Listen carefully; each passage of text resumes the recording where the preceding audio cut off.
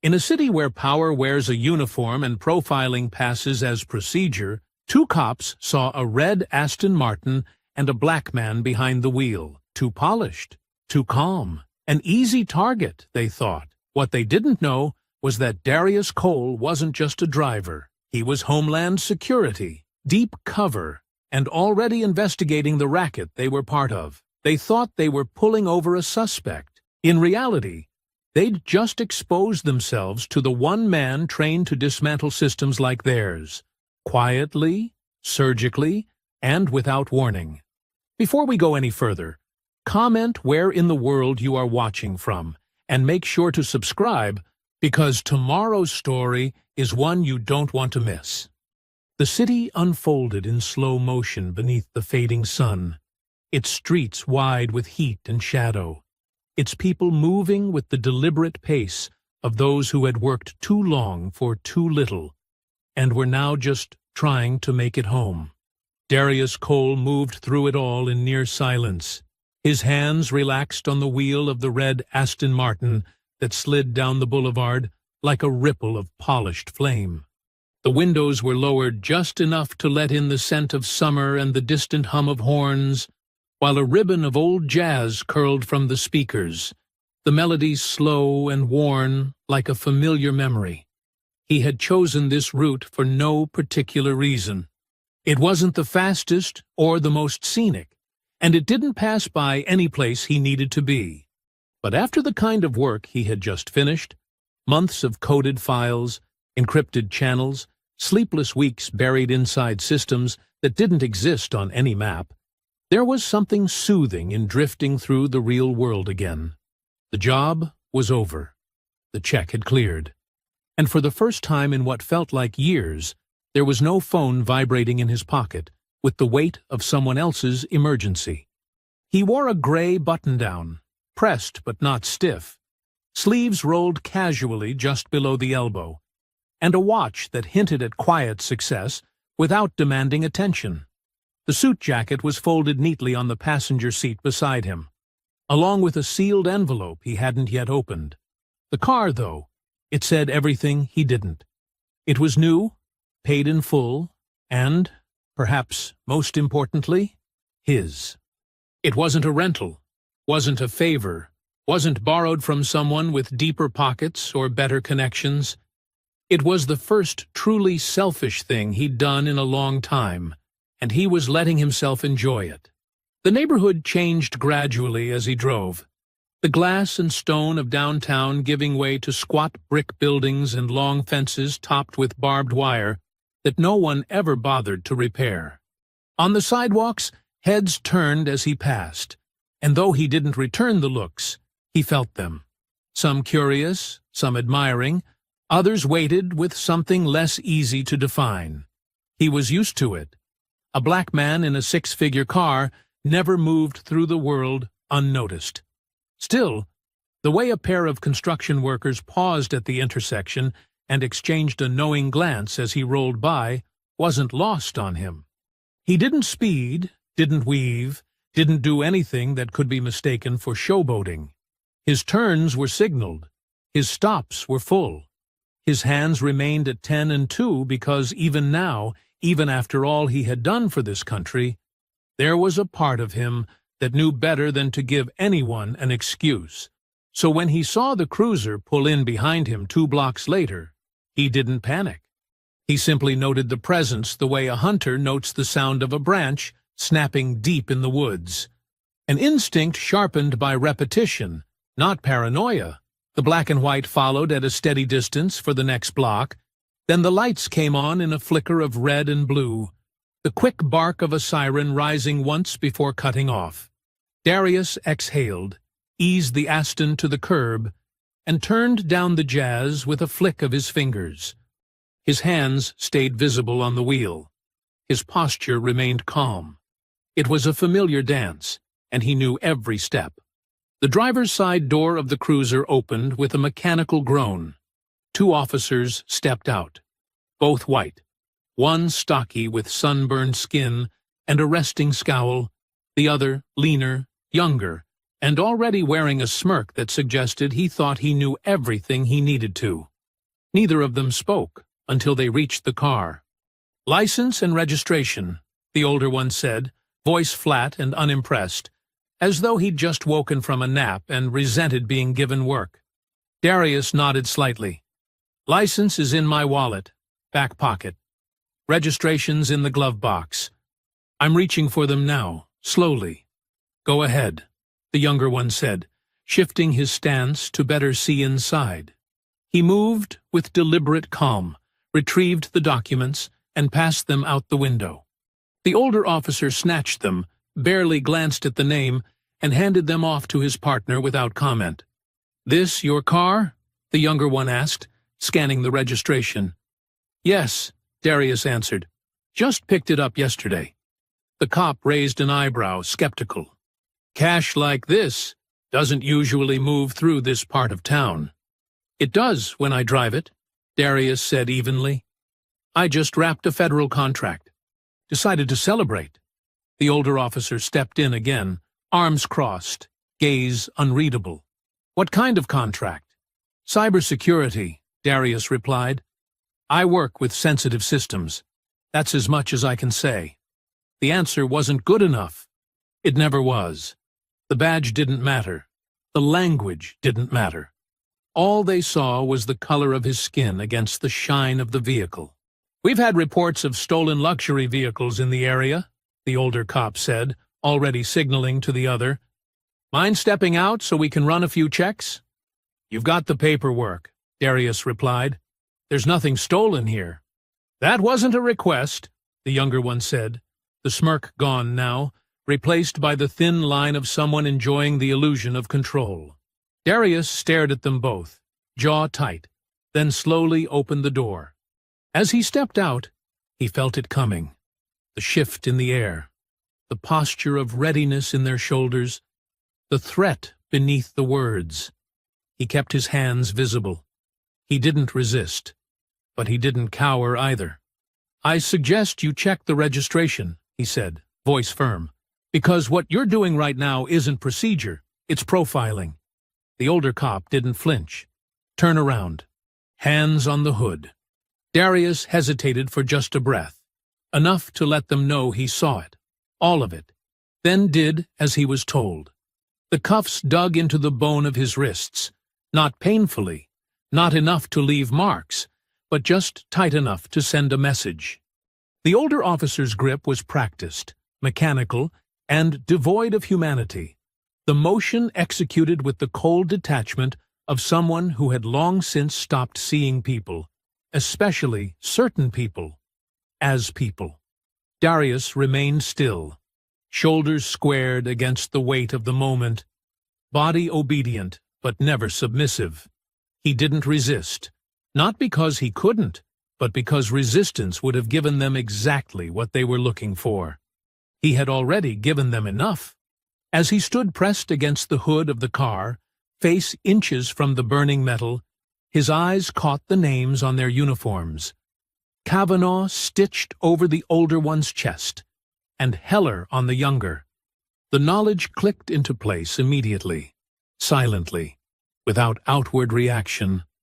Brent Kavanaugh, Will Heller. Both names had surfaced once before, buried in a spreadsheet of questionable seizure reports linked to a department flagged by Homeland. At the time, the thread hadn't led anywhere definitive. Now it had a face. 2. "Thought you'd talk your way out of this, huh?" Heller muttered, rummaging through the center console of the car with a smirk that reeked of practiced condescension. "You boys love to play smooth until the cuffs come out." Darius didn't turn his head. "I complied with every request. You had no probable cause." Kavanaugh let out a low chuckle behind him. Not amused, but contemptuous. "Listen to this guy. Probably went to college on a scholarship, thinks he's too smart to get caught." Darius tilted his chin, his gaze fixed straight ahead. "No, I'm too clean to get caught." "Is that right?"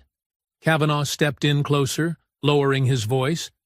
"Then why do you look like every other suspect we've hauled in this week?" There it was. Bare, ugly, not even an attempt to dress it up in euphemism. "You're profiling me," Darius said calmly, his voice level, controlled.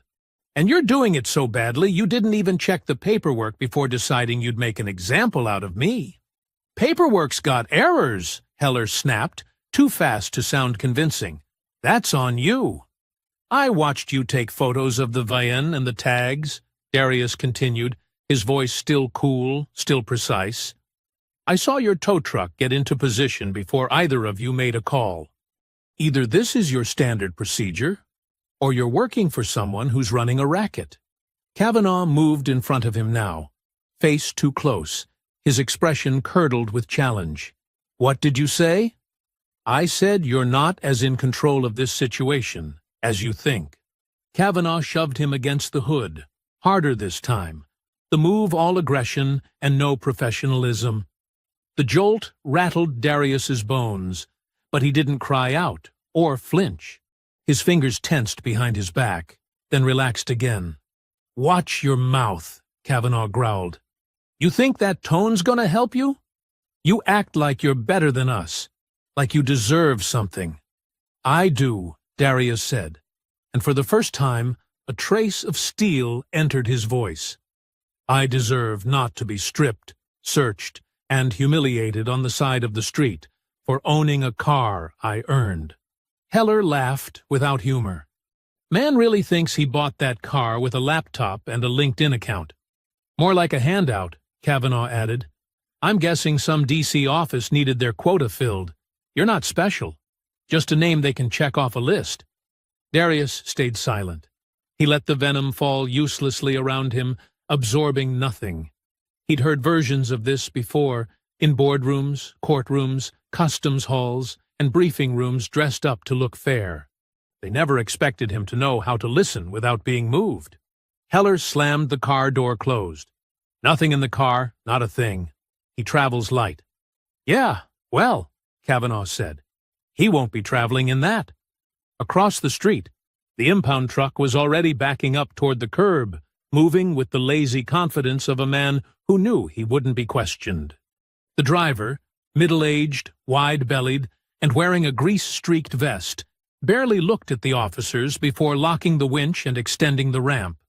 The Aston's nose tilted as it was drawn upward, the chain clinking against chrome like shackles. As Darius watched the ascent in the car's reflection across a storefront window, he caught the unmistakable flash of Heller pulling out his phone again. Snap. Snap. 2 more photos. Angles that captured the plate, the VIN, and the interior. Those weren't for evidence. That was inventory. The car was already marked for transfer, filed, processed, and, in a few days, gone. Wiped clean and sold back into the system under a shell title with a new badge and no trace of its origins.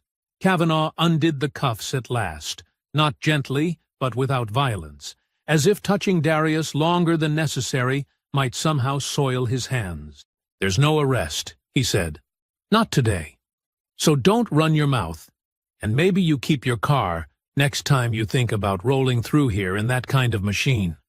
Darius flexed his fingers, the circulation prickling back into his palms. He didn't speak right away. He adjusted his shirt cuffs, smoothed out the shoulders of his shirt, and squared his stance. Only then did he glance toward them, his expression unreadable. "Clock's ticking, boys," he murmured, soft enough to be dismissed, sharp enough to be remembered. "What was that?" Heller asked, his smile uncertain now. But Darius was already turning away, his gait unhurried, hands in his pockets, posture straight. Once he turned the corner, far from their sight, he reached into his sock and drew out the encrypted black device no one had searched for. The screen lit silently. One tap sent a signal through Homeland's deep network, activating a quiet alarm buried in the vehicle's surveillance system. GPS, audio, VN tracking, all lit green. In an unmarked room 3 states away, the system flagged an active trace. He took the bait. a technician said to no one in particular. And on a quiet street with no car and no apology, Darius walked forward, not defeated, not shaken, but quietly satisfied. The only question now was how far the corruption ran. The officers were just the beginning. The system they worked for was about to be exposed. The sun had barely dipped beneath the skyline when Darius entered through the security doors of the Homeland Intelligence substation, buried beneath a logistics building that wore the dull disguise of a private shipping firm. No signs, no badge scanners visible from the street, just one camera tucked into the corner of an awning and a reinforced door that only opened when the right eyes stared into the right lens. He had walked the same hallway 100 times before, but something in his posture tonight was different. The suit was gone, replaced with dark tactical denim and a fitted black shirt. His watch had been swapped out for a field-grade comband. His shoulders, while still composed, carried more weight now, something invisible and older than today's humiliation.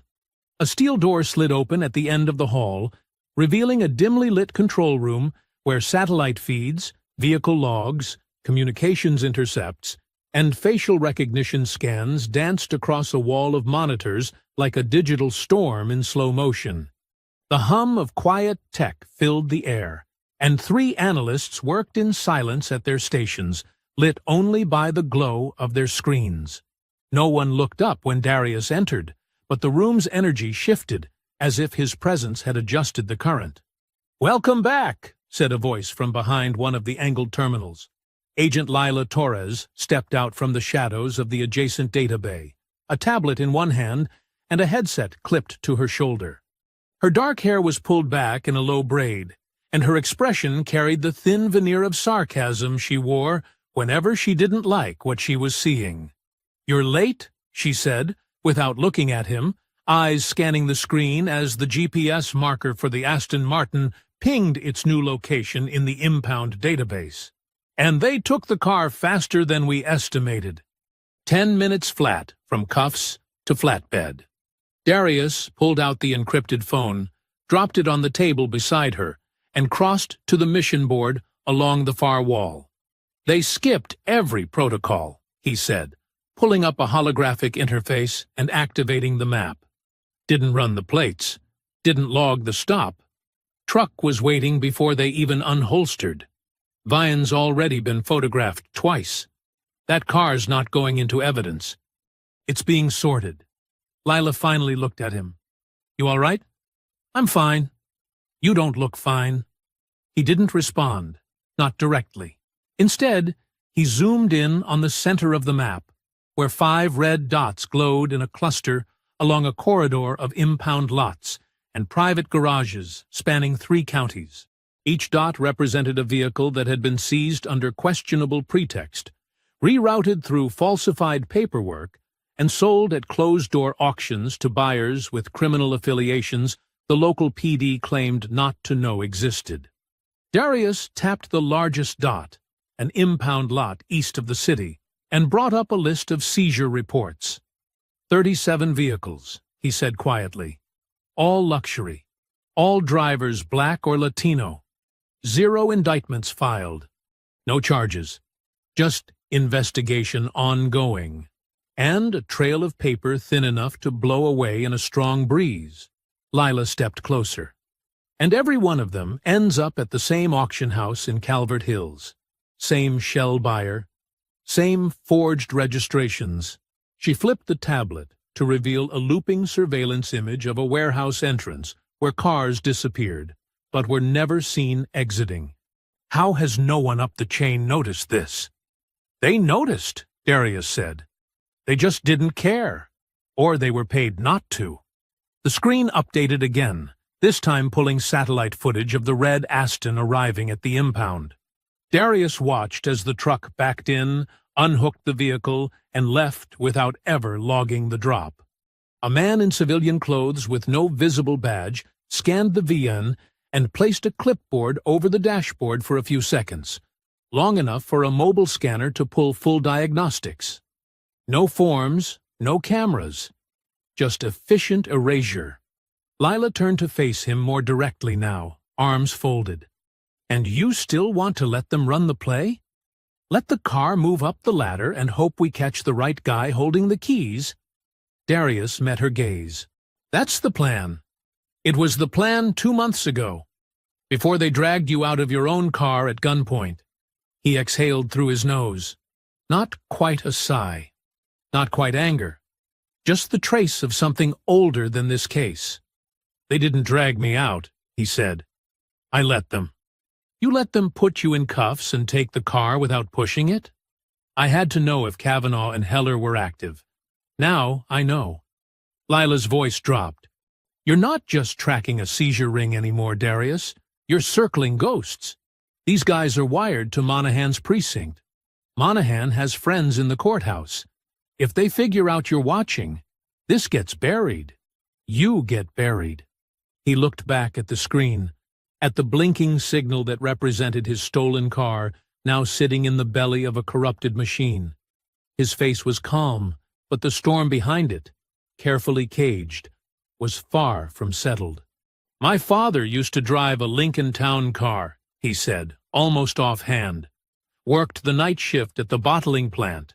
Drove that thing until the wheels shook on the freeway. It was his pride. Only thing he really owned that wasn't a lease or pawned at some point. Lila said nothing. Cops pulled him over one night after work. Said it matched a stolen vehicle report. He tried to explain. Showed his pay stub, his license. Didn't matter. They took the car. Told him to come to court if he wanted it back. What happened? He couldn't afford the court fees. Didn't matter anyway. Car was gone in a week. Towed, sold, scrapped or flipped. He never saw it again. She was quiet for a beat longer this time. So, this is about more than the case. Darius looked at her then, his expression sharper, colder. This was always about more than the case. The hum of servers echoed softly through the operations center, a low and constant pulse beneath the tension now thickening between the walls. Hours had passed since the red Aston had been towed, and it had moved twice already. First to the impound lot in East End, then again to a storage facility listed under a city department that hadn't existed for more than 2 years. The file claimed it was a satellite lot, used temporarily during facility maintenance, but no logs had been updated and no staff had signed in since last March. The address existed in the system, but the people did not. Darius stood at the primary display, arms crossed, watching the vehicle's signal blink slowly on the screen. Its motion was calm now, still for nearly an hour, parked in a wide industrial yard just south of the Beltway. Surveillance feeds from a drone circling above showed an expanse of cracked asphalt and chain-link fencing, ringed by portable trailers and shipping containers, none of them marked. 2 black SUVs were parked at the far end, both with municipal plates, but neither registered through any government fleet channel. Leela stood behind him, tablet in hand, scrubbing through audio logs captured from inside the Aston's cabin. The first hour had been quiet, idle chatter between the impound operator and someone on a burner phone, mostly mechanical. But just before the car had arrived at its final stop, something new had come through. A low voice, male, clipped with purpose and in no hurry. 2 days, the voice said. That's how long I can sit on it. After that, it's going into rotation. Got it, another man replied. Title already moved. Buyers ready. That was it. Nothing more. But it was enough. Darius tapped the screen, zooming in on the lot's border. They're fast. We knew they had help. But this level of efficiency means they're running a full cycle. Identification, seizure, inventory, title forgery, and transfer within 72 hours. Less, if they've already got a buyer waiting, Lila added, eyes still locked on the transcript. And if the car was flagged before they even pulled you over, it means someone's feeding them plate data directly from DMV systems. That's not beat cop work. It's not precinct level either, Darius said, bringing up a secondary map on the table's interface. This yard is city property, on paper. But the lease was signed by a private security firm 6 months ago. Shell company. No corporate filings. One of the names attached to the Articles of Incorporation shows up in an older DEA surveillance package from the Durango corridor cases, linked to a suspect flagged for cartel movement in and out of Texas. Which suspect? Lila asked, stepping closer. Darius pulled up the file. The image that appeared on screen showed a man in his 50s, salt and pepper hair, sharp eyes, uniformed and smiling behind a podium at a police graduation ceremony. Captain Reese Monahan, a name familiar to every officer in the state. Publicly, he was the definition of command. Decorated, untouchable, and photographed more times in front of the flag than any politician in the region.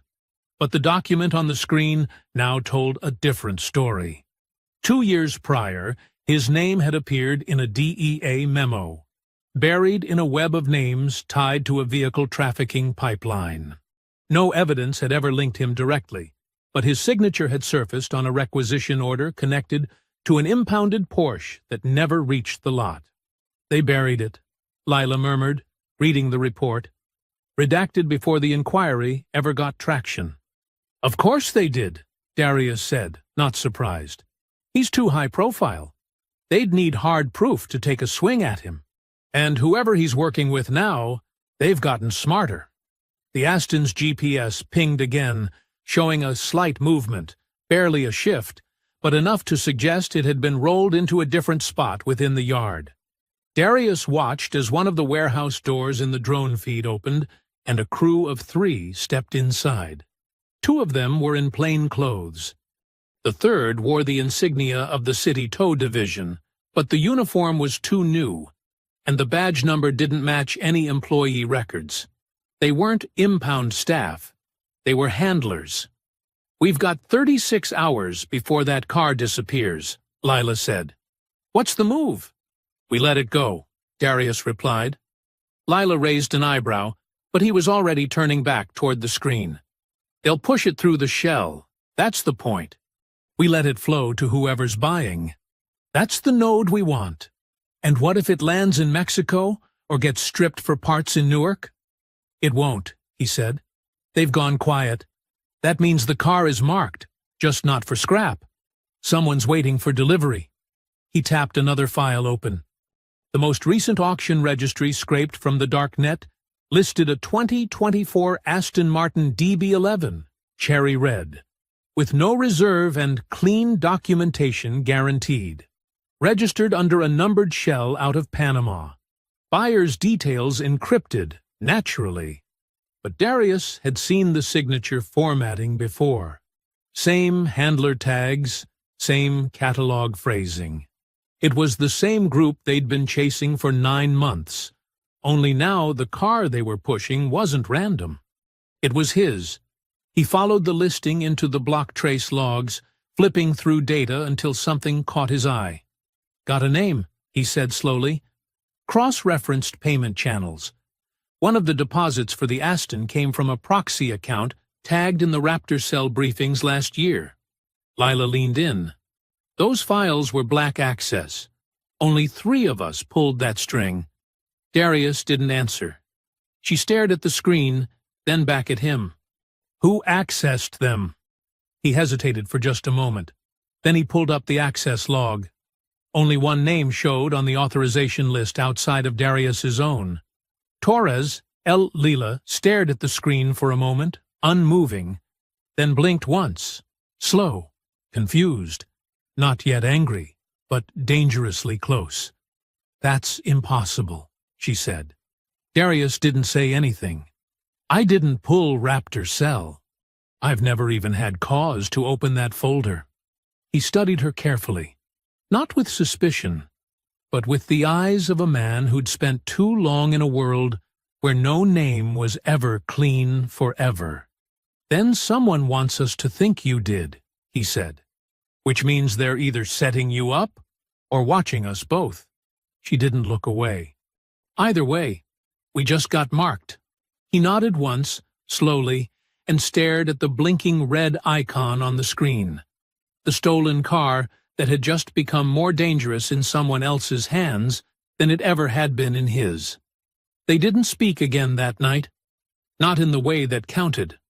The silence between them wasn't hostile, but it was no longer companionable either. It had changed shape, filled with the quiet friction of doubt. Darius returned to the operations suite long after Lila had gone to her assigned bunk, claiming exhaustion but taking her tablet with her. He made no comment about it. He simply waited until the building settled into its quiet rhythm.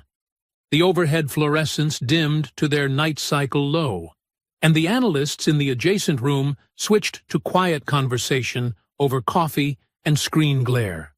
Then he requested the archives. He worked alone. The footage he pulled was raw and unsorted. Files scraped from traffic cams, precinct security systems, courthouse CCTV feeds, and off-grid city surveillance drones that weren't supposed to be active but never truly shut down. It took him nearly 2 hours to locate the date he was looking for, then another 40 minutes to align the angles, cross-reference timestamps, and find a clip buried deep in an unrelated file tagged for narcotics review. It was grainy footage, recorded from a municipal drone parked 2 blocks away from a precinct on the west side of the city, where Monahan had maintained his command post until his recent promotion. The camera caught the edge of the building's parking lot, just enough to track faces moving in and out of a rear entrance that most officers didn't use. Darius enhanced the timestamp, adjusted the contrast, and leaned in closer. Captain Monahan stood with his back to the camera, flanked by 2 officers in plain clothes. But it was the woman facing him that made Darius go still. The image wasn't perfect, just a slightly tilted frame, half-shadowed and distorted by a light flare, but it was her. Lila Torres, hair tied back. Same stance. Same leather satchel she still carried into briefings. She wasn't wearing a Homeland badge that day. She wasn't even officially part of the agency's field task roster yet. They weren't speaking casually. The posture was too square, too formal.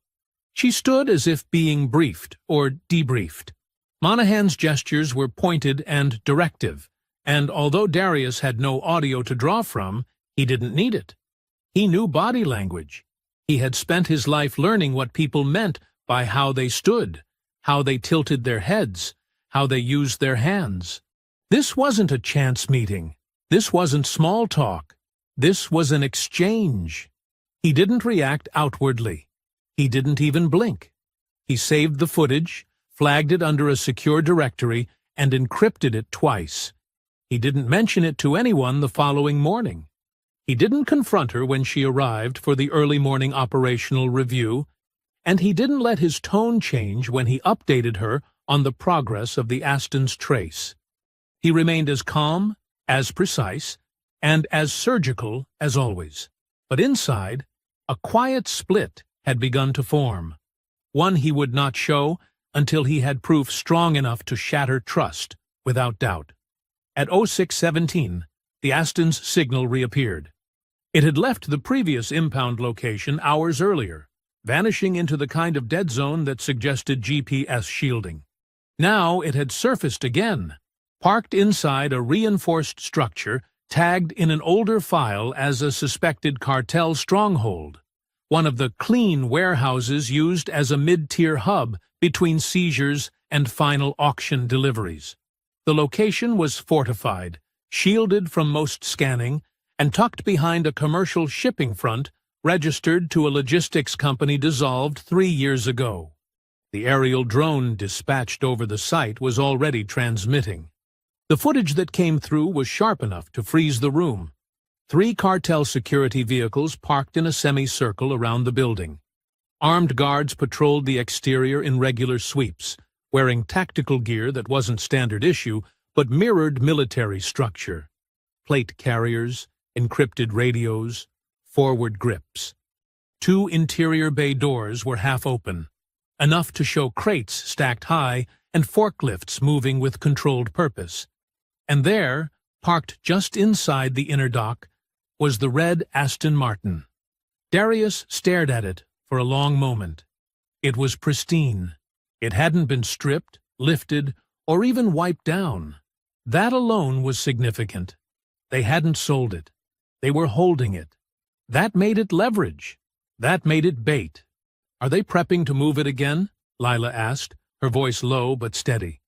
"No," Darius replied, watching the movement of the guards. "They're nesting." She frowned. "Why keep the car at a logistics hub?" "Because the car is proof," he said. "They need to verify it's still intact before final handoff. That means someone important's coming. Not a buyer. Someone from inside." Her voice dropped lower. "You think Monahan might show?" "I think whoever shows, they won't be street level." The decision didn't take long. By mid-morning, the Homeland and ATF liaison team had begun prepping a coordinated breach.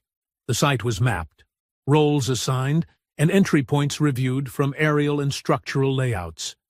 The plan was built not for containment, but for resolution. The agency was no longer just observing. They were moving in. Darius led the briefing himself, standing at the head of the table in a windowless room where too many operations had begun with maps and ended with body bags. He pointed out the gaps in the perimeter coverage, the pattern of guard rotation, the likely staging area for the car, and the secondary stash zones that would need to be secured before any data could be recovered. He emphasized that the Aston must not be touched. It was to be retrieved intact, with all internal surveillance hardware preserved. "Intel takes priority," he said. "But if we encounter resistance, lethal force is authorized. We do not let anyone walk." Across the table, Lila watched him with a face unreadable and a silence that carried its own weight. When the meeting ended and the agents began to file out, she didn't move. Darius paused beside her chair. She didn't look up. "I know what I saw," he said. Finally, her eyes met his. "Then you know what I was walking away from." He studied her a beat longer. "You should have told me. I didn't know I'd have to." That was all either of them said. Outside, the sun continued its slow crawl across a cloudless sky, casting the city in the stark, dry light of late morning. Traffic pulsed in its usual rhythms, sirens came and went in the distance, and the people in the streets went about their lives unaware that a different kind of order had already begun to shift beneath them. Inside Homeland's substation, the tempo of movement changed. Analysts passed printouts and coordinates with clipped urgency, weapons were signed out and checked with silent precision, and tactical teams cycled through briefings like gears locking into place. The warehouse identified as the cartel's storage hub had been verified. Its structural blueprint matched with drone footage, and all access routes had been logged. Everything that could be learned about the facility had been absorbed. Now, the only thing left to do was move. The official cover for the raid was a multi-agency joint operation on suspected narcotics trafficking, routed through the Department of Justice and timed to coincide with a jurisdictional handoff between the city police and federal task forces. Darius had ensured the local precinct would be nowhere near the scene. He wasn't about to give Monahan, or anyone under his command, the chance to clean house before the doors were breached. In the pre-dawn hours, Darius stood beside a reinforced transport van parked beneath the overpass 2 blocks from the target building. He was dressed in black tactical gear, same as the rest of the team, but where others carried sidearms and flash grenades clipped to their chests, he moved lighter, his weapons concealed, his tools silent. He wasn't the tip of the spear. He was the blade already inside the body. Lila checked the magazine on her sidearm and glanced across the transport at him. "You want the car pulled first?" she asked. "No," Darius said, without looking away from the screen mounted inside the van. The live drone feed still showed 2 men guarding the warehouse entrance, both armed with short-barrel rifles. "If we go for the Aston too fast, they'll know it's more than a standard sweep." "Assuming they don't already." He finally turned to her, face unreadable beneath the tension of the moment. "They don't," he said. "If they did, it'd already be gone." The radio clicked twice. The perimeter was in position. The second team was moving into place at the rear gate. The sound of boots on concrete, of breath caught in chest plates and radios crackling beneath whispers, filled the dark with anticipation. Darius checked his comms, adjusted his earpiece, and signaled once with his hand. The team moved. The approach was fast and clean. The first breach came from the side wall, where ATF agents used a portable breaching unit to punch through the metal and concrete seam with a jolt of compressed air and shaped explosive. The explosion wasn't deafening, but it was enough to shatter the calm. Lights snapped on inside the warehouse. Voices shouted in Spanish, sharp and panicked, and within seconds, gunfire burst from behind the loading docks. The firefight began in a fury of muzzle flashes and shouting. Bullets struck steel and concrete, sparks dancing off forklifts and loading rigs. Darius moved through it all like smoke, slipping between columns and crates, with the kind of calm born not from recklessness, but from absolute precision. He didn't run. He didn't shout. He simply moved, through shadow and haze, gun raised only when needed, never wasting a motion. He flanked two armed guards near the mezzanine stairwell, catching them just as they tried to reposition. A double tap dropped the first. The second went down, trying to draw. Darius didn't hesitate. He was already gone before the bodies hit the floor.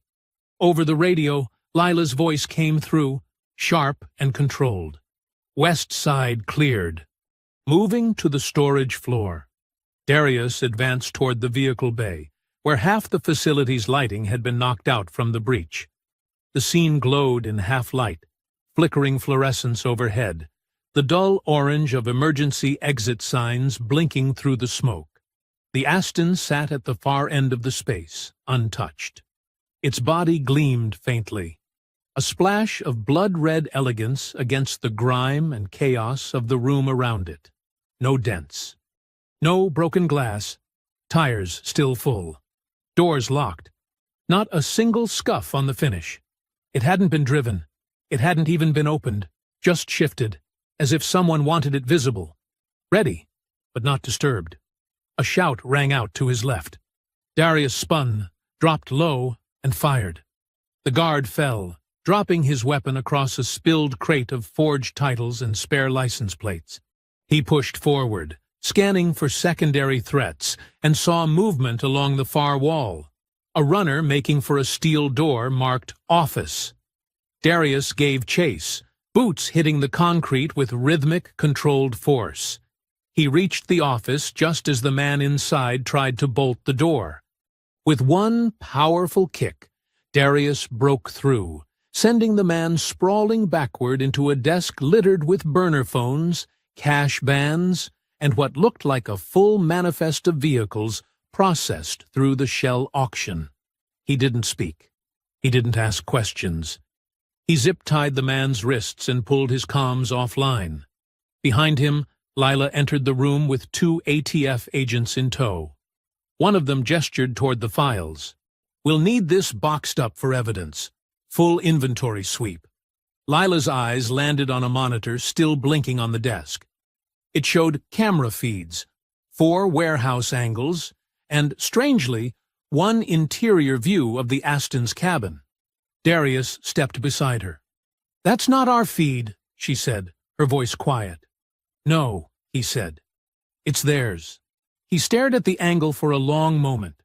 The camera was tucked inside the rearview mirror. Not the one they'd planted. Something newer. Something not part of their operation. Someone else had bugged the car. And someone else had been watching them the entire time. The realization landed like a blade in the dark. "This wasn't just a laundering depot," Darius said. "This was a relay point." Lila turned toward him, her eyes sharp now. "You think the car was bait?"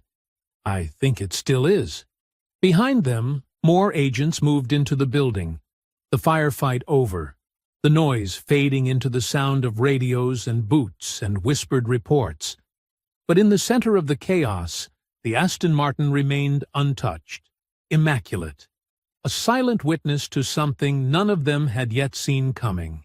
Darius stepped closer to the car and stared into the mirrored surface of the driver's side window. For a second, he saw himself reflected there. Weapon lowered, face lit by smoke and neon, eyes catching something he couldn't yet name. The sound of gunfire hadn't fully faded when the second wave of shouts rose from the eastern wing of the warehouse. Darius turned instinctively, his hand tightening around the grip of his sidearm as a series of sharp pops echoed down the corridor lined with stacked freight containers. It wasn't return fire. It was a distraction, too staggered and distant to be tactical. This was movement. Someone was trying to slip out under the cover of the last dying chaos. He moved quickly, cutting across the warehouse floor, stepping over splintered crates and brass shell casings still warm to the touch. As he approached the far exit, the sharp staccato rhythm of boots on metal stairs told him what he needed to know. Someone was headed to the secondary service exit, the one hidden behind a maintenance door that had remained untouched for the duration of the raid. The exit wasn't marked. It wasn't on any official diagram, but Darius knew it existed because he had authorized the operational schematic himself. He moved faster now. Turning the corner, he caught the edge of motion. 3 figures in black, moving with coordinated efficiency, too clean for cartel muscle. The tallest of the 3 paused just long enough to turn and fire a burst in his direction, bullets carving a sharp arc into the wall behind him. Darius dropped to one knee, returned fire once, and saw the muzzle flash scatter as the figures slipped out the door and into the alley. He followed. The air outside was cold and sharp, a jarring contrast to the thick warmth of the warehouse. Tires screeched on concrete as a black SUV pulled from the shadows, its engine already gunning. Darius reached the alley mouth in time to see the vehicle disappear around the corner, but not before catching the silhouettes inside. 3 men. One with silver hair and a solid build. One with a squared jaw and a visible neck tattoo. One lean, fast, grinning like the night was a game he was winning. Monahan? Kavanaugh? Heller? He didn't fire. Not into the dark. Not at a vehicle already disappearing.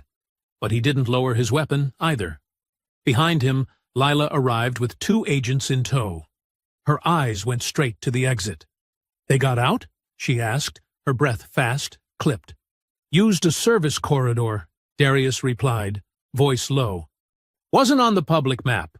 She narrowed her eyes. They knew the layout? They knew it too well. They used code-cleared exits, internal paths. She stepped closer, catching his tone. "You're saying someone gave them Homeland schematics?" "I'm saying someone gave them my schematics." Leela opened her mouth, but Darius was already turning back toward the building. They didn't speak until the bodies had been cleared and the rooms secured. No further gunfire. No survivors with names that meant anything. Only static in the comms and a pile of weapons traced to cartel caches in Houston and El Paso. No one had claimed the Aston.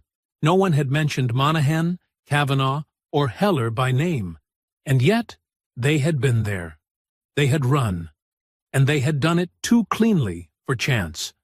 Back inside the operations van, the air was close, thick with tension and blood, and the dry crackle of comm chatter. Darius stood with both hands pressed against the edge of the central table, watching the feed loop on the overhead screen, the SUV's exit, the blurred plates, the brief freeze frame of Monahan's face, lit by the dashboard before the vehicle vanished. Lila stepped into the van and shut the door behind her. "You think I tipped them," she said flatly. He didn't answer. She moved closer, arms crossed now, shoulders tense. Say it, Darius. You've been carrying it since yesterday. Say it. You met with Monahan before this task force even existed, he said, not raising his voice. You accessed black clearance files I never assigned. And the night we move on a raid I personally structured, they escape through routes only someone inside this van would know about. And that someone has to be me. You're the only variable. She stepped closer, voice tighter now, the hurt bleeding through the anger. Do you hear yourself? You think I'd put my name on a dirty exit? You think I'd stand beside you through months of operations, put my life on the line, take bullets with you, just to tip off the same bastards we've been hunting? I think you kept things from me, Darius said. And I think this operation has cracks bigger than either of us can patch with loyalty. Lila laughed once, cold and sharp. You're not chasing Monahan anymore. You're chasing your past. You're seeing your father on every street corner, in every uniform, in every decision I make that doesn't line up with your pain. The words landed hard, sharper than gunfire. For a moment, the room went still. He looked at her, eyes narrowing not in rage, but in something deeper. Betrayal wrapped in doubt. And what if I am, he said. What if that pain is the only thing keeping me from turning into the kind of man we're hunting? She didn't answer, not right away. I didn't tip them, she said finally. But someone did. Someone with clearance. Someone close. He didn't look away. Then we find them. And when we do? He paused. Then we decide who's still standing at the end. The meeting with Internal Affairs was never on the books. It didn't pass through dispatch or scheduling. It didn't trigger any surveillance alerts or digital pings.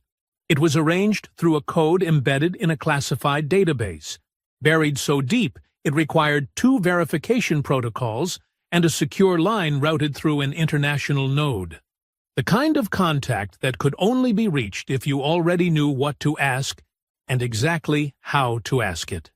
The cafe was tucked away in a hollowed-out corner of an aging industrial park, 2 counties outside the city. The awning was sun-bleached, the windows clouded with the grime of years without care, and the sign above the door simply read, Gina's, though no one named Gina had worked there in over a decade. It was the kind of place that didn't belong to the present, where time seemed to slow out of stubbornness, and regulars came not for food, but for familiarity. Darius sat in the back booth, facing the door out of habit, the vinyl seat worn down to a gray shine.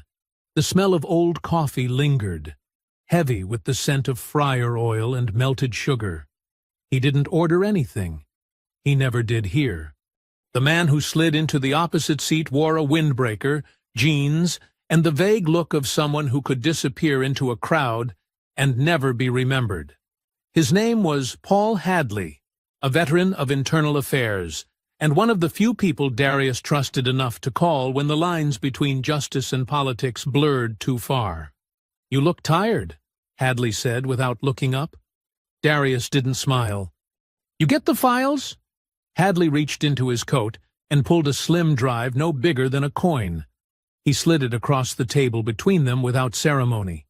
I had to back-channel the request, he said.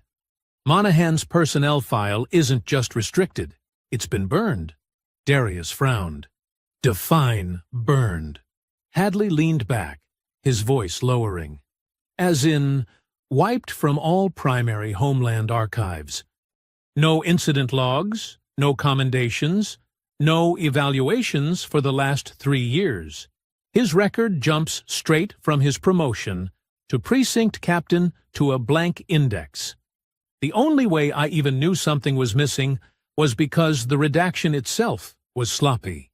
There are time gaps in the internal audit trail. Someone tried to make it look clean, but didn't know how to mask the log echoes.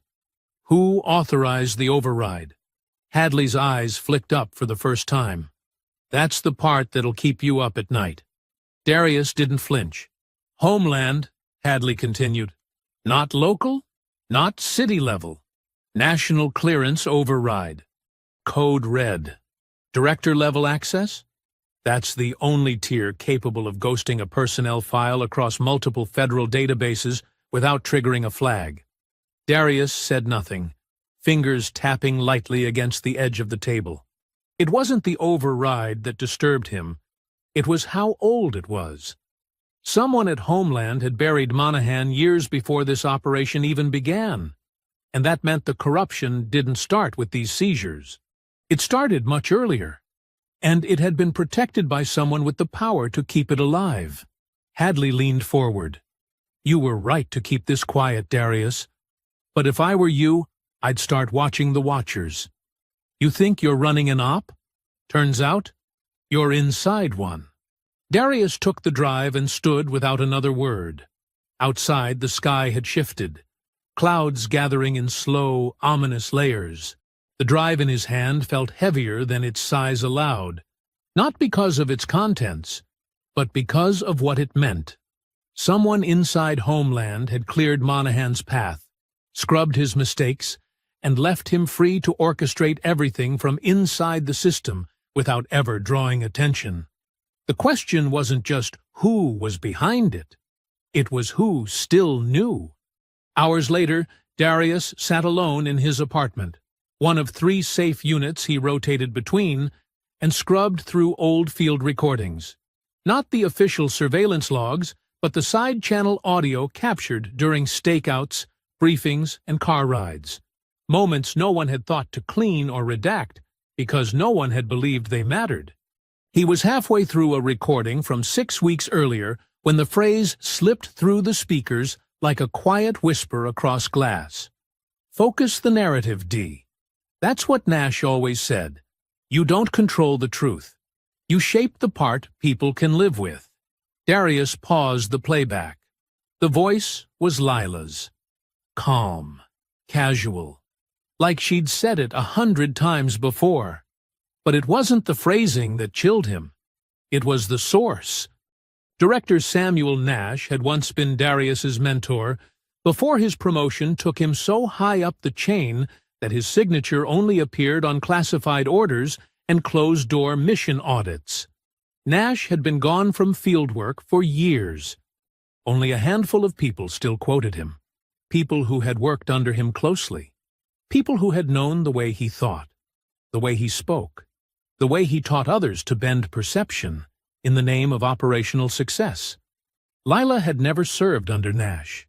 She had come from a different division. She had no cause to know that line. But maybe she'd encountered his doctrine during early Inspector General briefings, before her assignment intersected with Darius's. Quoting him wasn't affection. It was recognition. Unless she had been closer to Nash than she'd ever admitted. Darius leaned back slowly, the weight of that realization threading itself into everything he'd once thought he could count on. Maybe she had never lied. Maybe she hadn't leaked the files. But there were other forms of compromise. Proximity, influence, connections left unsaid. If Nash had looped her in before she'd been assigned to Darius's task force, if she had come in already briefed on Monahan, already aware of the deeper stakes, then the playing field had never been even. She wasn't just his partner. She might have been his handler. Or worse, his distraction. Outside, thunder rolled somewhere in the distance, not loud, but enough to vibrate the window pane. Darius rose from his seat and moved toward the file cabinet bolted into the floor. From the locked drawer, he retrieved an old dossier, one of Nash's closed cases, flagged years ago during a narcotics investigation that had never made it to prosecution. At the time, it had seemed like just another failure. But now, with the name Monahan threaded through it like a silent code, it read like something else. A buried warning. A blueprint. He opened the folder, eyes scanning the names, the signatures, the redacted lines. The paper still smelled like dust and ink and old betrayal. And somewhere in those pages, he knew, was the next move. Because this wasn't just about the cars anymore. It was about who wanted them to matter. and who needed them to disappear. The folder didn't give him answers so much as it confirmed the weight of a suspicion that had been building in Darius like pressure behind glass. Each name, each redacted signature, each silent omission shouted louder than any confession. Monahan's rise had been engineered, insulated by authorization codes that traced back to Homeland. Yes, but more specifically, to a signature Darius had only ever seen once before, at the bottom of an internal audit summary 4 years prior, back when he was still green enough to believe in the chain of command. Director Samuel Nash. There it was, not hidden, not buried deep, just placed in plain sight, relying on the fact that no one would ever think to look. Nash had authorized the wipe on Monahan's records. He had circumvented protocol with a code-red override, one that had only ever been used in classified international trafficking cases. On paper, it had looked like internal reorganization. In reality, it had paved the way for an alliance that could never exist publicly. Homeland intel in exchange for protected smuggling routes, in exchange for career advancement, in exchange for power. Darius stared at the folder, not moving, not even blinking. The betrayal didn't burn. It chilled, settling deep in his bones with the precision of an old, clean incision reopened without anesthesia. Nash hadn't just manipulated Monahan into running the vehicle seizure ring. He had let it fester, grown it, weaponized it, and Darius had been the fuse, the pullover, the seizure of the Aston, the impound transfer, even the leak that cast suspicion on Lila. All of it had been orchestrated not to destroy the operation, but to force it into motion.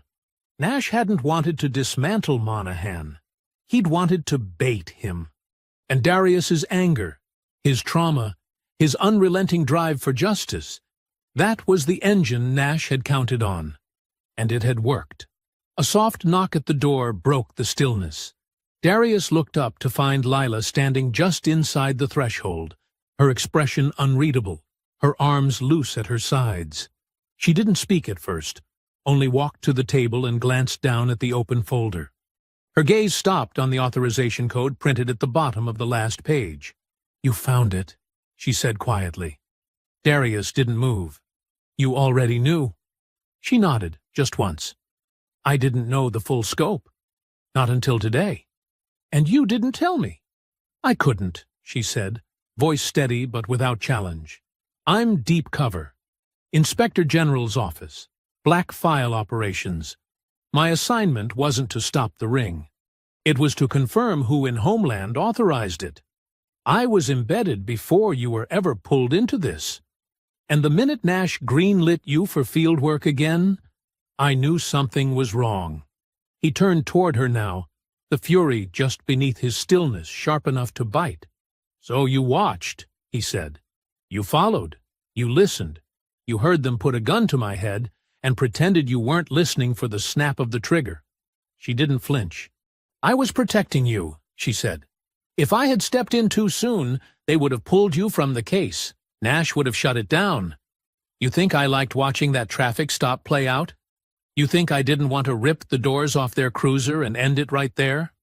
"You used me," Darius said. The words quieter now, but so much heavier. "Same as him." "No," she said. "Nash used you. I watched because I had to. But I never stopped fighting for you, even when you thought I was the threat."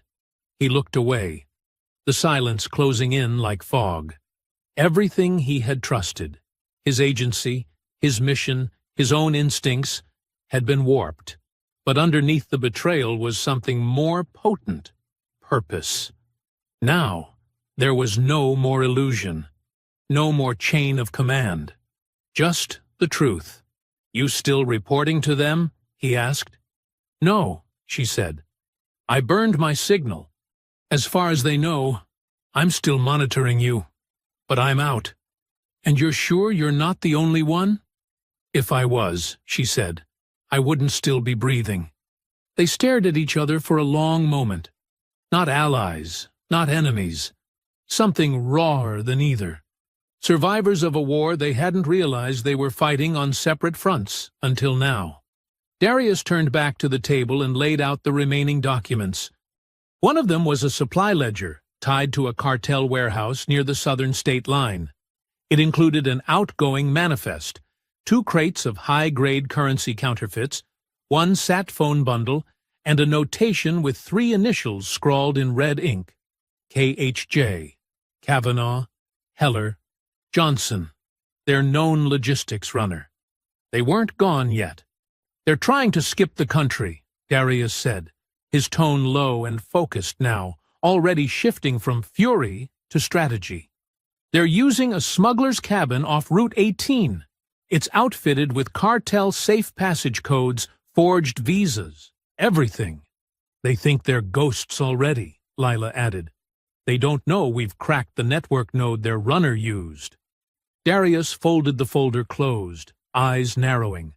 "Then we don't wait. We move before Nash does." Lila nodded. "We do this quiet. If Nash gets wind, he'll burn the rest of the files. Or worse, spin this whole thing back on us."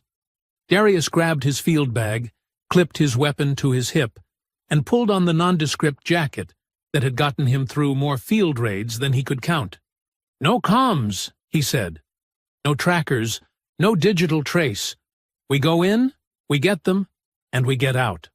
Lila followed him to the door. "And when we bring them back," he didn't slow, "then we make them talk."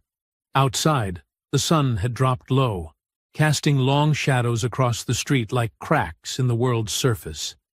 And for the first time since the red Aston Martin had been pulled over on a clean city street, Darius felt like he could finally see the road ahead. They left the city behind before midnight, driving with the lights off for the first 3 miles, then merging onto rural side roads where traffic cameras didn't reach, and patrol presence was scarce enough to feel like fiction.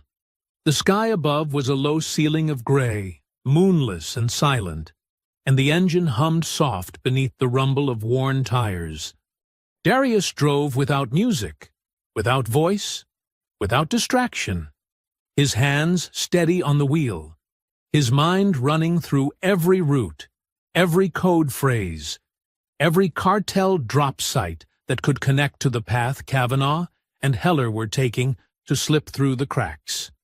Lila sat beside him, scanning burner phone geotraces bouncing off unregistered towers, ghost signals from prepaid devices that had no IME matches in any domestic registry. The cartel didn't just use throwaways. They cycled numbers through Eastern European nodes, bounced them back through cartel relays in Veracruz, and injected them into U.S. airwaves through agricultural signal spoofers. But Darius had written part of the initial playbook. He recognized the patterns, even the ones they'd tried to evolve beyond him. "They're not using blind hops anymore," she said, her fingers moving across the cracked tablet screen. "They're skimming manifest lines from abandoned FedEx yards. One phone pinged outside Amarillo 5 hours ago, bounced again in Wichita Falls. Same device ID, new burner SIM. They're leapfrogging trucks," Darius replied, eyes still locked on the road. "Riding shipments. That's cartel playbook, not law enforcement escape. They're still getting help from inside. Civilians don't know how to strip satellite tags from fleet manifests. Someone's ghosting them. Then we narrow the help," he said. "Find the trail they didn't erase fast enough." They stopped in Wichita Falls just before dawn, parking near a closed truck depot, and slipping through a bent section of chain-link fencing. It was quiet, industrial dead space littered with pallets and rusted trailers. Inside the depot office, the lights were off, but the emergency panel blinked with residual charge. A lone janitor, old, weary, and barely awake, was the only sign of life. Darius showed no badge, only a snapshot of the burner phone's ping data. "Did this truck come through here last night?" The man blinked behind scratched glasses. "Maybe. Lot of trucks come through here. Lila stepped forward, more direct. You let someone backdoor your system? He frowned, but his eyes darted, quick and guilty, toward the office behind him. That was all they needed. Inside the small back room, they found it. An old laptop left logged into a restricted shipping portal, and on the screen, a manifest log showing the exact coordinates Darius had guessed. Cabin. Remote. 2 exits. Cartel-registered delivery 3 days prior. No return manifest logged. Bingo. They were headed back to the vehicle when they heard it. The voice, raised, angry, on the far side of the depot yard. 2 officers in highway patrol uniforms, young, both white, stood beside an unmarked cruiser, one holding a clipboard, the other gesturing sharply toward a black teenager no older than 20, seated on the curb with his hands zip-tied and blood drying along the side of his face. He wasn't resisting. He wasn't crying. He just stared at the ground like it had betrayed him. "What's this?" Darius said, already walking forward. "Routine stop," one officer snapped. "Car matched a stolen VIN. No ID, no registration." "That your reason for putting hands on a kid?" Darius interrupted, already moving between them. He got mouthy. "He got pulled from a car that was his," Darius said. "That's what this looks like." "Step back, sir." "Badge number," Lila cut in, showing hers, cold and calm. The officers hesitated. Darius knelt beside the kid. "What's your name?" "Marcus," the boy said, his voice rough from adrenaline and swallowed pride. "Marcus Bell. Where's your registration?" "In the glove box." "You told them that?" He nodded. Darius stood. "Let him go." "Who are you?" the first officer asked. "Someone you don't want reading your complaint file." Minutes later, they had the cuffs off, the boy in the back of their vehicle, and the patrol officers retreating with the look of men who didn't understand how fast the ground had shifted beneath them. "He just bought it," Marcus said quietly, rubbing his wrists. "Worked 2 jobs, 3 years. Finally made the down payment. Then they roll up and act like I stole it out of their driveway." Lila looked at Darius, her voice low. "It's the same pattern, same triggers." Darius didn't answer right away. Instead, he handed Marcus a burner phone. "Go home. Call the number on the lock screen if anyone comes around asking questions." Marcus hesitated. "Why are you helping me?"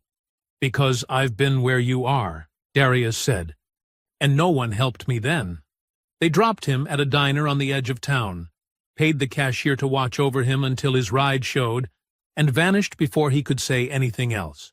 Back in the car, Lila finally spoke. "You okay?" "No," Darius said. "But we're getting close."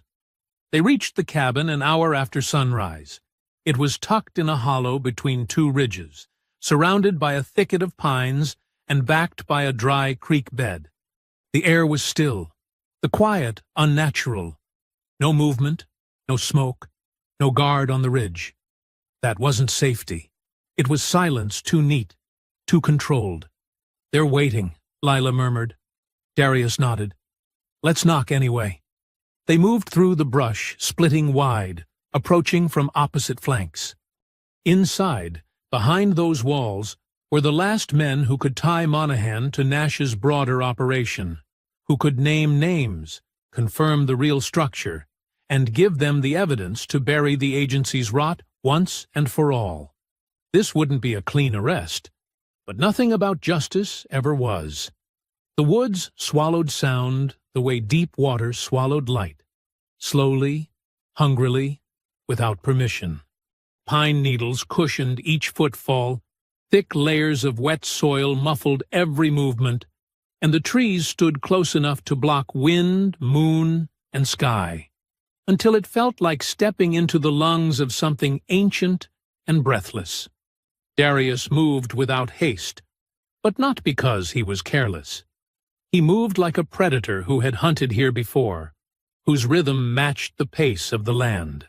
He approached the cabin from the southern ridge, crouching low beneath a thicket of cedar brush that stretched along the tree line like natural camouflage. He could see the corner of the roof now, wood rotted at the edges, the chimney dark, no smoke.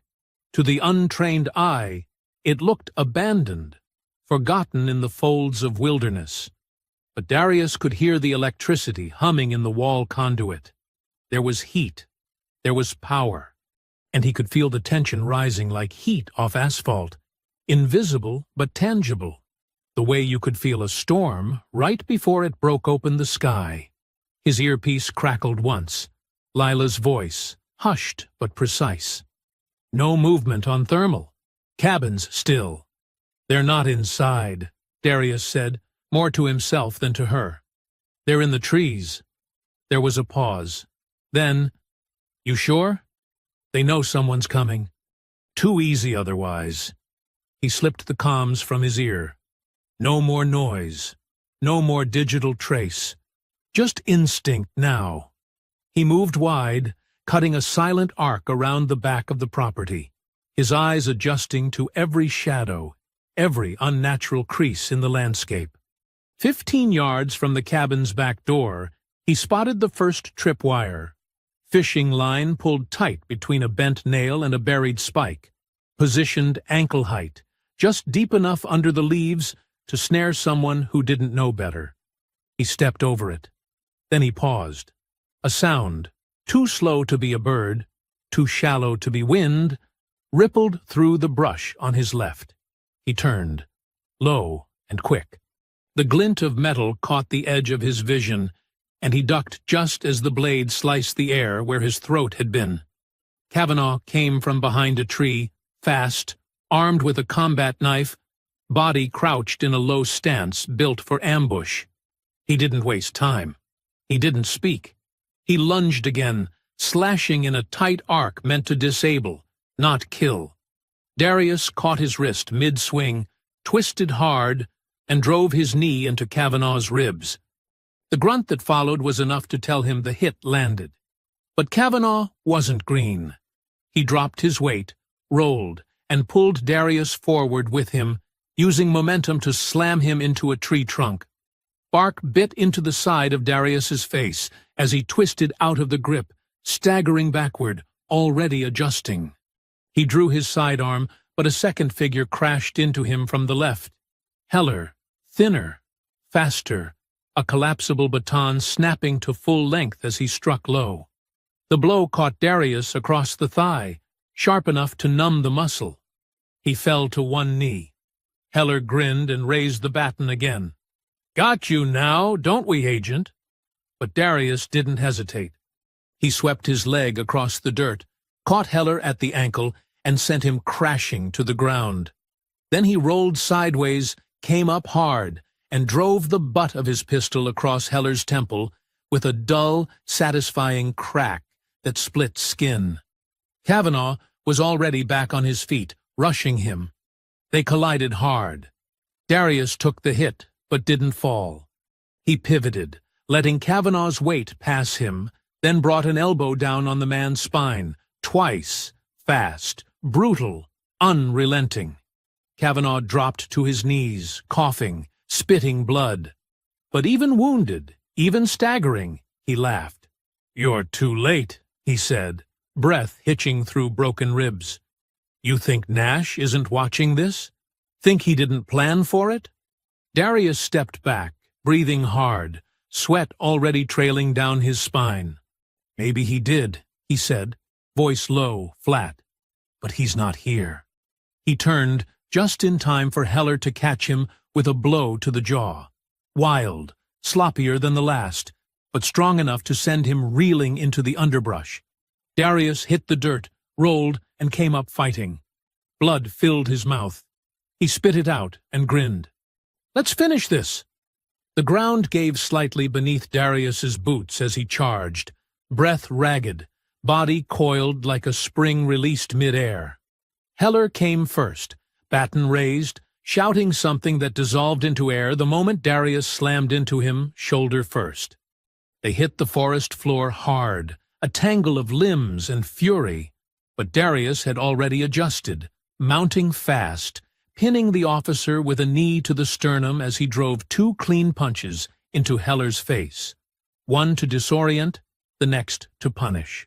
Bone cracked under his knuckles. Teeth snapped against each other. "You think this is justice?" Heller coughed, blood in his throat. "You're just another angry—" Darius cut him off with a forearm across the jaw, not to silence him, but to remind him that talk had always been cheap. This wasn't a courtroom. It wasn't a press conference. This was the reckoning that men like Heller never believed would come. He stood, just as Kavanaugh came barreling in from behind, still limping, still wheezing from the earlier strikes, but swinging a length of jagged rebar like he meant to take off Darius's head. The swing came low and fast. Darius ducked, spun, caught Kavanaugh's arm mid-swing, and twisted until the rebar dropped. Then he slammed his elbow into the side of Kavanaugh's neck. Once, twice, disrupting his balance, breaking his structure, and then lifting him off the ground just long enough to drive him flat against a nearby tree with a slam that rattled bark. "Try again," Darius growled. Kavanaugh roared, clawing forward, fists flying wild now. Desperate. Darius absorbed 2 hits to the ribs, grimacing as the breath went short in his lungs, but he didn't retreat. Instead, he stepped in close, body to body, and landed a devastating knee to the inside of Kavanaugh's thigh, a strike meant for nerve, not show, and then drove his fist into the side of the man's head so hard that Kavanaugh staggered sideways into the underbrush, crashing into a log and not rising for a full 5 seconds. "You know what your mistake was?" Darius asked, wiping blood from his mouth as he stepped forward, eyes locked on the man who'd mocked him, humiliated him, and stood grinning beside a stolen car like it had all been a game. Kavanaugh coughed, eyes unfocused. "Not killing you when we had the chance?" Darius shook his head slowly. "No. Thinking a badge made you untouchable." He didn't give Kavanaugh time to respond. He grabbed him by the collar, turned him over, and slammed his wrists into the mud with one arm, while drawing the cuffs from his belt with the other. The steel snapped shut with a finality that echoed louder than any gunshot. He stood, chest heaving, sweat and blood painting dark lines down his shirt, and turned to where Heller had begun crawling away through the brush, slow, dazed, still trying to vanish into the trees like a coward who'd mistaken retreat for strategy. Darius caught him with a boot to the ribs, rolled him over, and pinned him to the ground with a knee between his shoulder blades. He didn't speak at first. Let the moment breathe. Let Heller feel it. That final second before fate closes the door. Then came the cuffs. Cold, tight, clean. Silence stretched across the forest clearing like a held breath. Darius stepped back, watching them both squirm on the forest floor.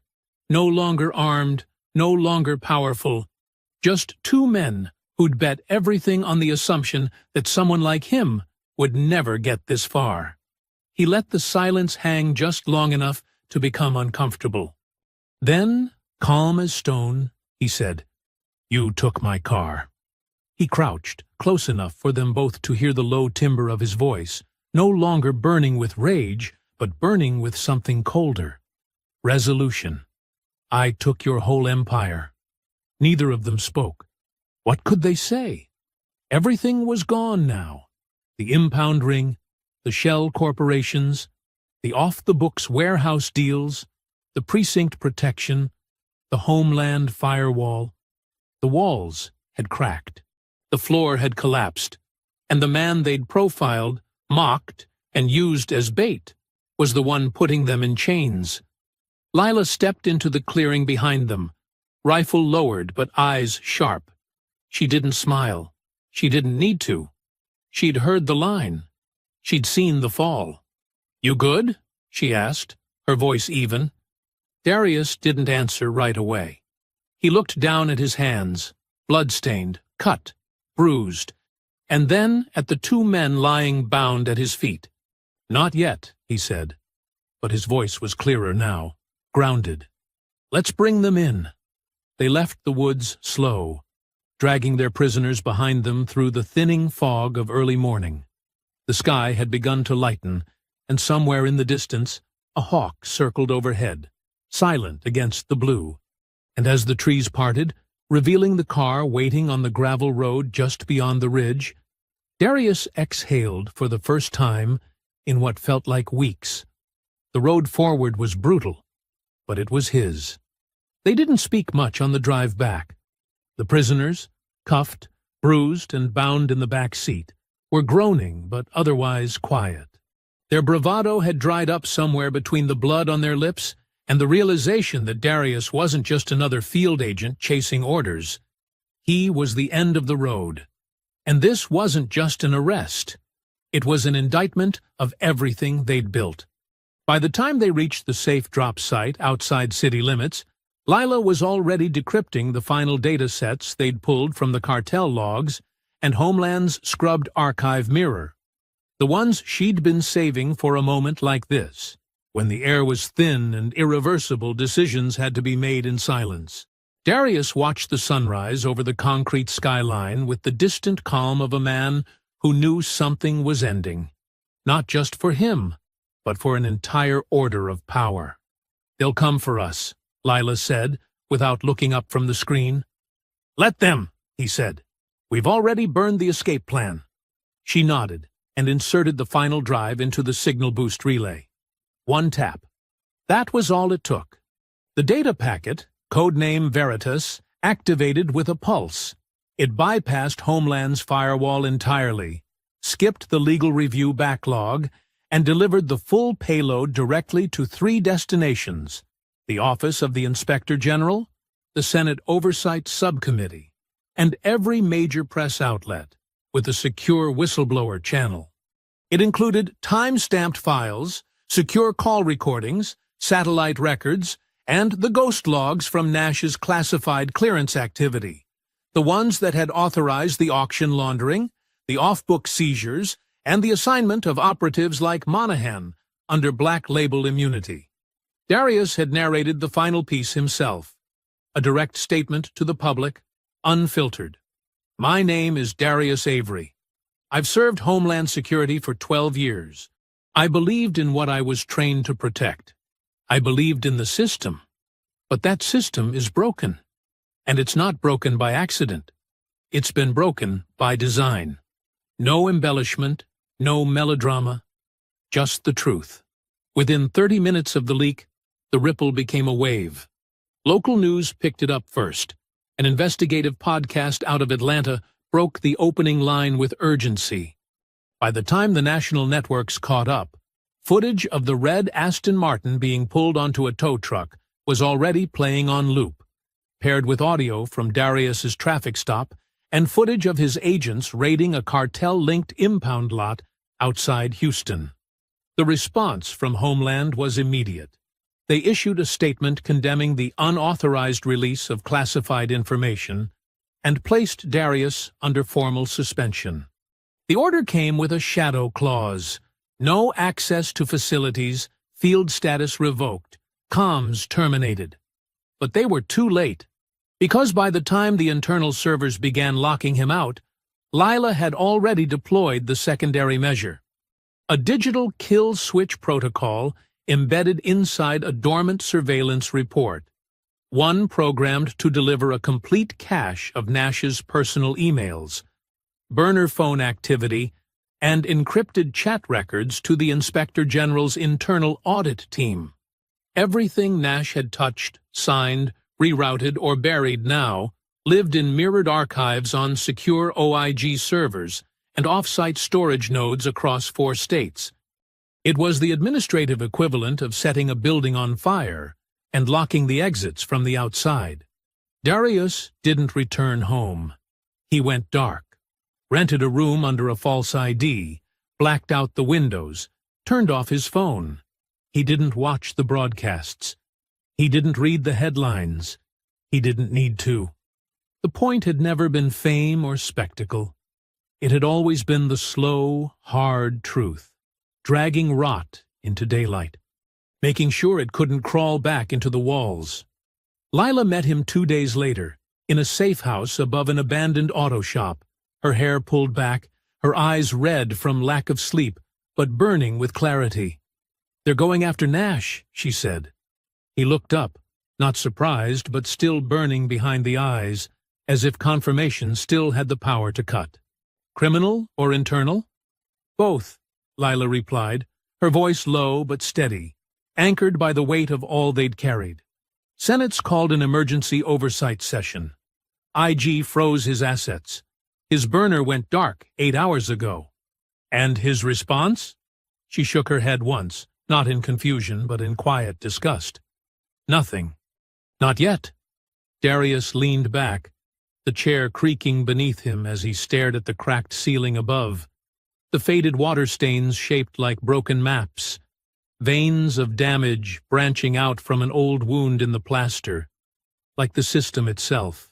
He exhaled slowly, not in relief, not in surrender, but in that long, final breath a man takes when the war he's been walking through finally starts to end on his terms. Then he's waiting to see if this dies in the next cycle. Lila didn't answer immediately. She just sat across from him, watching the man she'd followed through gunfire and betrayal and silence, knowing the silence might have been the most dangerous part of all. Between them, the weight of everything they'd done, everything they'd exposed, hung like fog, dense and honest and unmovable. "You did it," she said at last, the words not meant as flattery or comfort, but as fact. He didn't smile. He didn't shift. He didn't let pride steal the meaning. "No," he said. "We started it." And she understood. Because it wasn't just Nash. It never had been. The man was a symptom, not the disease. One of many who had learned how to feed on the system without ever leaving fingerprints. But the breach they'd torn through the wall? That crack was wide enough now for others to see through, to follow, to use as proof that what hid behind authority could be dragged into daylight and forced to bleed. When Monahan was taken down, it was clean and quiet, and early enough in the morning that the neighborhood barely noticed until the sirens were already gone. No statement was read, no press release issued. But the charges were federal and devastating. Racketeering, conspiracy, abuse of office, falsification of warrants, obstruction of justice. He hadn't even fought it. By the time they opened the encrypted folders on his laptop and matched the auction chains to shell companies in 5 states, he stopped talking altogether. The list of accomplices reached into precincts that had once been called clean. Dozens of officers were suspended. Investigations opened simultaneously in Chicago, Detroit, Dallas, and Tampa. In some departments, captains turned on each other to reduce charges. In others, old case files mysteriously disappeared overnight, only to reappear again in the hands of the press. Internal affairs divisions scrambled to control the narrative, but the evidence was too detailed, too specific, too interconnected to ignore. The pattern was undeniable.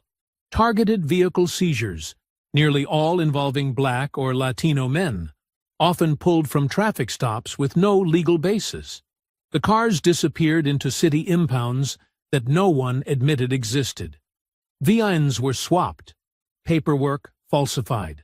Then the vehicles were sold to holding companies with no employees and offices that didn't exist, and from there flipped to cartel buyers or washed through the auction houses Homeland had once used as covert drop zones. And Darius had tracked every thread. Kavanaugh and Heller, once too smug to look over their shoulders, were tried separately, but sentenced together.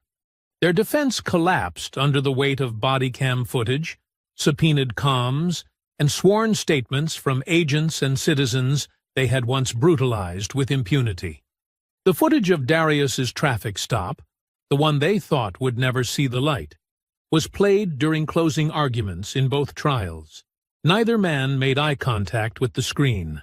One cried when the verdict was read. The other simply stared at the floor and didn't move, even when the guards came to take him. They were both sentenced to 30 years in federal prison, with no possibility of parole. No badge, no shield, no special treatment, just a number and a cage. Across the country, badge numbers once held in quiet reverence were stripped from lockers in silence. Promotions were rescinded.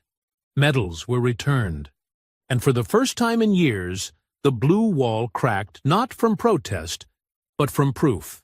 As for Nash, he ran, or tried to.